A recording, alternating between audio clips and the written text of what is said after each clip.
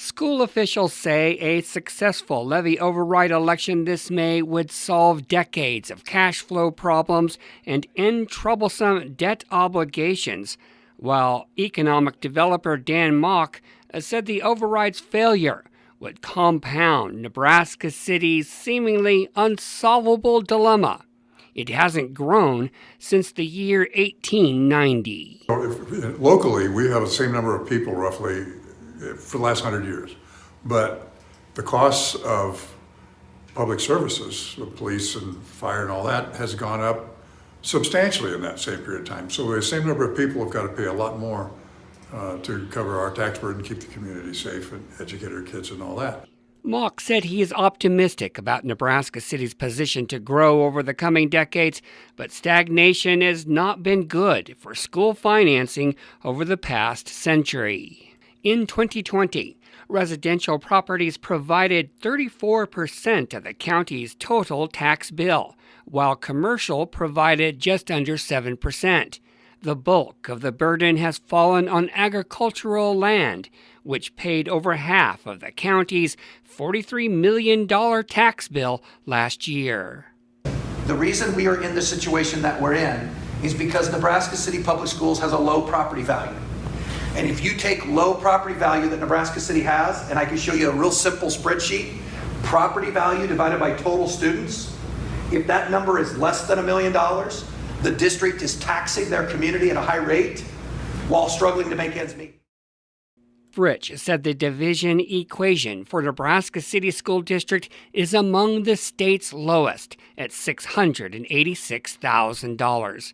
MAUK and school officials say the current state aid formula to schools is flawed, but even under the existing system, Nebraska City would have received more state funds had the student population increased. One of the selling points behind the 2007 school bond issue was that increasing student numbers would require more classroom units to keep the number of students per class down.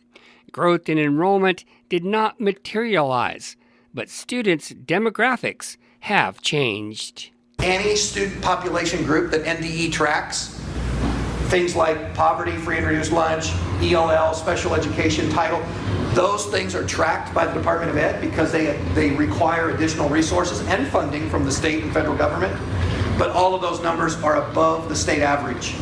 FRITCH said while property valuations did increase following the 2007 school bond, they have since leveled off. Repayment of the 2007 bonds was based on a 5.92% growth valuation, but projects today are based on a growth model of just 4.8. MAUK said it's a positive that Nebraska City has not diminished like many other rural communities. He said the city's priorities for economic development are a viable site for development, workforce housing, and child care. And he said a bankrupt school system is not part of the solution. That's going to be a problem. If we can get people in town to look at us, and we've had some international visitors this past year, 3 different times. We've had international companies looking at our town.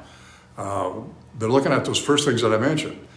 If they get serious enough to say, yeah, we're really wanting to look here, I think this is going to fit, they're going to be looking then at quality of life issues and education and school issues. I don't want to trip over that road bump if it happens. FRITCH said a levy override will solve decades of cash flow problems and allow the school board to dig out of debt that is depleting the general fund in 5 years. We're going to manage and reduce, we're going to gain the trust of our community, and we are not coming back in 5 years. From Nebraska City, I'm Dan Swanson, News Channel Nebraska.